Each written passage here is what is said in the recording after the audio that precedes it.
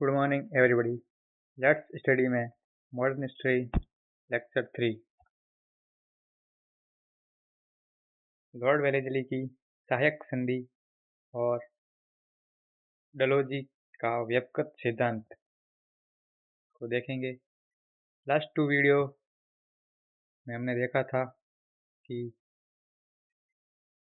किस प्रकार विभिन्न यूरोपियन कंपनियां भारत आई और ब्रिटिश कंपनी ने अपना आधिपत्य और साम्राज्य का विस्तार किया था।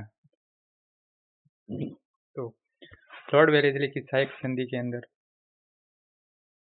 सहायक संधि को 1799 में वेलेस्ली ने स्टार्ट किया था। इसके तहत उन्होंने 1798 में हैदराबाद, 1799 में मैसूर और तंजौर को, 1801 में अवध, 1803 में पेशवा, 1804 में सिंधिया के सहायक संधि की थी। लॉर्ड वेलेस्ली जो गवर्नर जनरल थे, उन्होंने 1798 से 1805 तक उनका कार्यकाल था। इस कार्यकाल के दौरान उन्होंने ब्रिटिश साम्राज्य विस्तार पर ज़्यादा ध्यान दिया था। वेलेस्ली कहते हैं कि मेरा उद्देश्य भारत में ब्रिटिश सत्ता की सर्वोच्चता स्थापित करना और फ्रांसीसियों के प्रभाव को कम करना। हमने देखा कि कर्नाटक युद्ध के अंदर किस प्रकार ईस्ट इंडिया कंपनी और फ्रांसीसियों के बीच में युद्ध हुए और इन युद्धों के अंदर फ्रांसीसियों की हार हो गई और ब्रिटिश की जीत हुई थी। सहायक संधि के बारे में यही है। सामान्य अर्थों में दो से अधिक रियासतों के बीच जब सुरक्षा के लिए समझौता किया जाता है तो वो सहायक संधि कहलाता है। सहायक संधि जो वास्तविक अर्थों में शस्त्र शक्ति के द्वारा लाभ के लिए किसी दूसरी राजनीतिक शक्ति पर अपनी शर्तें आरोपित करना था। इसी में भी जो श्रेष्ठ शक्ति ब्रिटिश ईस्ट इंडिया थी, उन्होंने विभिन्न रियासतों पर अपनी शर्तों को आरोपित किया था। भारत में सहायक संधि की शुरुआत डुप्ले फ्रांसीसी गवर्नर ने की थी, किंतु इसे व्यवस्थित और प्रसारित करने का श्रेय लॉर्ड वेलेस्ली को दिया जाता है। सहायक संधि के अंदर विभिन्न प्रकार की शर्तें थी। इसमें पहली शर्त थी कि भारतीय रियासतें ब्रिटिश सत्ता की सर्वोच्चता को स्वीकार कर लेगी और अपने सभी विदेशी मामलों को अंग्रेजों को सौंप देगी। अपने आंतरिक मामलों में उन्हें स्वायत्तता मिलेगी, यानी जो रियासतें थी वो अपनी संप्रभुता में विदेशी मामले बाह्य संप्रभुता को खो देगी और एकाधिकार आंतरिक मामलों में उनका बना रहेगा। एक ब्रिटिश अधिकारी या रेजिडेंट की नियुक्ति भी की जाएगी विदेशी रियासतों के अंदर। वो इस राजधानी में रहेगा और विभिन्न निर्णयों में अपनी भूमिका निभाएगा। एक ब्रिटिश सैन्य टुकड़ी भी वहीं रहेगी राजधानी के अंदर, जिसका खर्च भी रियासतों को करना होगा। इसके बदले में इन सब के बदले में रियासतें जो अंग्रेजों को कुछ क्षेत्र देगी और जो छोटी रियासतें हैं वो धन देगी। अंग्रेजों ने रियासतों की सुरक्षा का दायित्व अपने ऊपर ले लिया था, यानी अब रियासतों की सुरक्षा अंग्रेज करेंगे। सहायक संधि के प्रभाव में ऐसी रियासतों को अपने ऊपर निर्भर बना लिया, बल्कि बड़ी रियासतों से क्षेत्र हासिल किए और बिना युद्ध किए ही क्षेत्र हासिल कर लिए थे। अपना साम्राज्य विस्तार जारी रखा। दीर्घकालिक नजरिए से देखा जाए तो भारत में ब्रिटिश साम्राज्य विस्तार की तार्किक और सुनियोजित रणनीति को बताता है, जो हेस्टिंग्स की घेरे की नीति, वेलेस्ली की सहायक नीति और डलहौजी की हड़प नीति के अंतर्गत आता है। इसी के साथ क्लाइव की फूट डालो राज करो की नीति भी। तीसरा प्रभाव है भारत में फ्रांसीसी भय को समाप्त करने में इसने महत्वपूर्ण भूमिका निभाई, यानी फ्रांसीसियों को भारत से लगभग पूरी तरह समाप्त कर दिया क्षेत्रों के अधीन। अब वो केवल व्यापार कर सकते थे और कोई अन्य यूरोपीय सेना भी नियुक्त ऐसी रियासतों में नहीं कर सकते बिना अंग्रेजों की अनुमति के। इससे अंग्रेजों का वर्चस्व बना रहा। अंग्रेजों को अपनी सुरक्षा का दायित्व देकर अन्य सैनिकों की ताकत को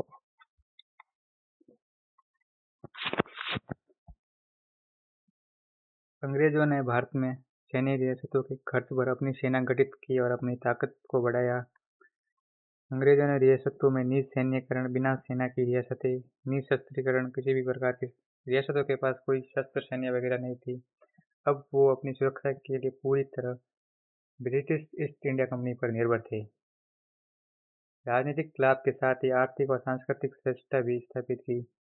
ब्रिटिश रेजिडेंट ने आर्थिक सांस्कृतिक श्रेष्ठता स्थापित की रियासतों के अंदर, क्योंकि रियासतों के अभिजात वर्ग के लोग अब ब्रिटिश वेशभूषा को पहनने लगे, खान पान जीवन शैली को भी अपनाने लगे, जिससे इन क्षेत्रों में ब्रिटिश सामग्री की मांग बढ़ने लगी। जब इन क्षेत्रों में इन सामग्री की मांग बढ़ने लगी तो व्यापार भी बढ़ने लगा ब्रिटिश ईस्ट इंडिया कंपनी का।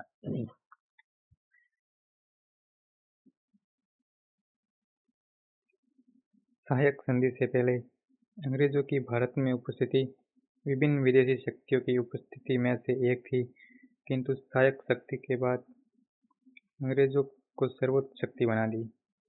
यद्यपि रियासतों की जनता पर इसका दुष्प्रभाव अधिक पड़ा, क्योंकि उन्हें दो स्वार्थों की पूर्ति करनी पड़ी। कार्ल मार्क्स के अनुसार भारतीय रियासतों ने अपनी स्वतंत्रता उसी दिन खो दी जब उन्होंने सहायक संधि पर हस्ताक्षर किए थे। क्वेश्चन, सहायक संधि उस दीमक की तरह थी जिसने रियासतों को अंदर से खोखला कर दिया, किंतु ये रियासतें अपने आप को संप्रभु समझती रही। इस पर आपको विचार करना है। अब है संयोग सिद्धांत। संयोग सिद्धांत के अंदर यह है कि किस प्रकार अंग्रेजों ने भारत को जीता, अपने अधीन बनाया। संयोग सिद्धांत का प्रतिपादन सीले नामक विद्वान ने किया। चलो देखते हैं। भारत में ब्रिटिश साम्राज्य की स्थापना को लेकर सीले ने संयोग सिद्धांत का उल्लेख किया, जिसमें वह विचार प्रसारित करता है कि भारत को सुनियोजित और रणनीतिबद्ध तरीके से नहीं बल्कि संयोग से अंग्रेजों ने जीत लिया, अर्थात बेखबरी के दौर में जीत लिया। इस सिद्धांत को मानने वालों का तर्क है कि ईस्ट इंडिया को ब्रिटिश क्राउन ने केवल व्यापार का अधिकार पत्र दिया था, न कि क्षेत्रीय विस्तार का। कुल मिलाकर सीले का संयोग सिद्धांत यह कहता है कि अंग्रेजों ने भारत को जीतने के लिए कोई रणनीति नहीं बनाई, कोई प्लानिंग नहीं की थी, और उनका ऐसा कुछ उद्देश्य भी नहीं था कि वो भारत को जीते प्रारंभ में। लेकिन जब वो भारत आए और उन्होंने यहाँ की राजनीति को देखा तो उन्होंने अपने आप समझ लिया कि इसे अब जीतना बहुत आसान है, इस कारण ने जीत लिया।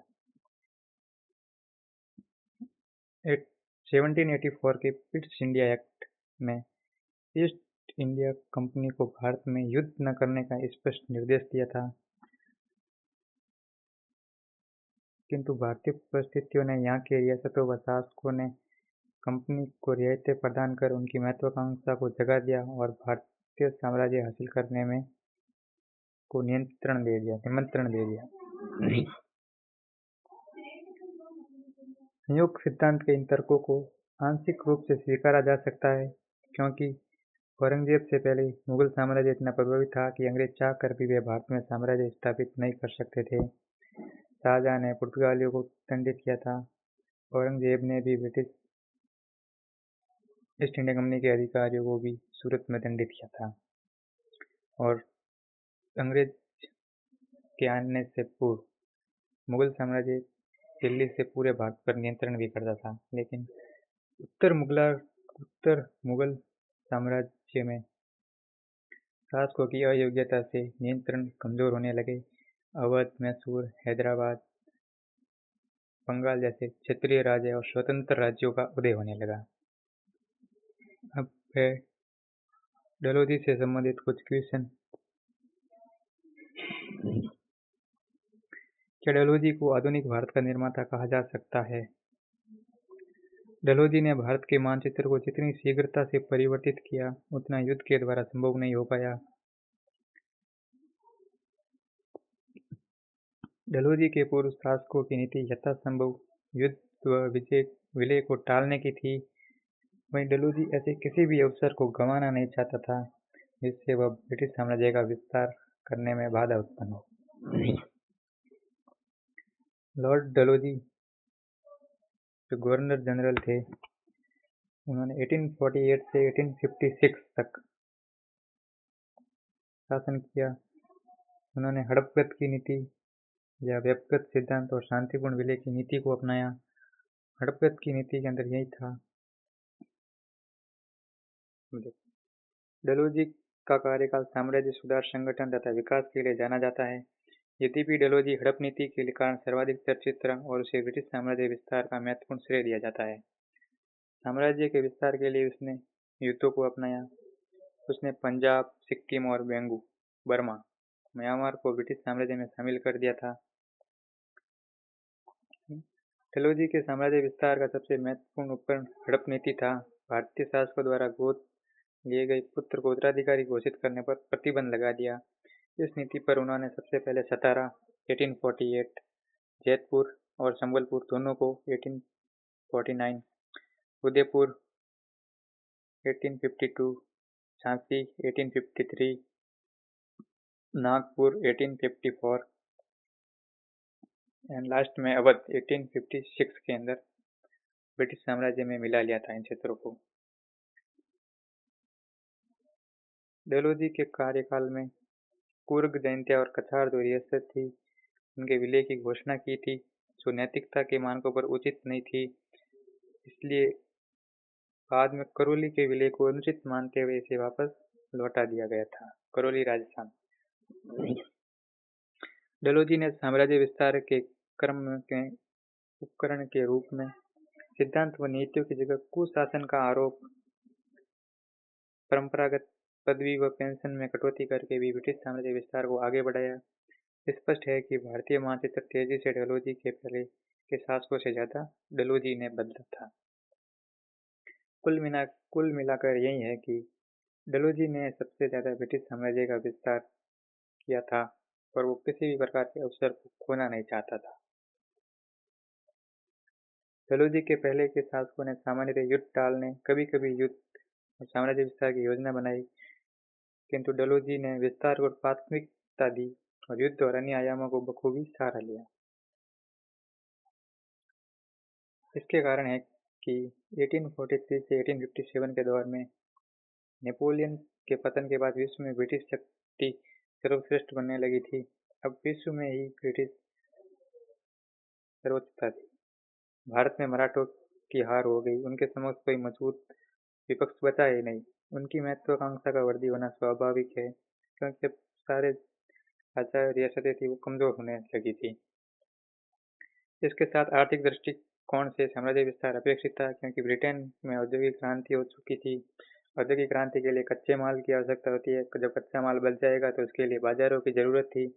इस दौर में विलय व विस्तार की नीति को अपनाना आवश्यक था। डलहौजी ने कहा कि हमारी नीति देशी रियासतों को ब्रिटिश साम्राज्य में विलय करने की है। अब डलहौजी इस प्रकार पूर्व में लॉर्ड वेलेस्ली ने सहायक संधि अपनाई थी और उन्होंने आंतरिक मामलों में तो स्वतंत्रता दे दी थी, लेकिन डलहौजी कह रहे हैं कि अब वो पूर्ण रूप से रियासतों को भी ब्रिटिश साम्राज्य में मिला ले। अब है कि डलहौजी को आधुनिक भारत का निर्माता कहा जा सकता है या नहीं। इस पर तो डलहौजी का कार्यकाल है वो साम्राज्य के विस्तार के लिए तो जाना ही जाता है, लेकिन इसके साथ विकास, संगठन और सुधार कार्यों के लिए भी जाना जाता है। डलहौजी के कार्यकाल में अवसंरचना का विकास और भारत में पहली बार रेल चलाई गई थी।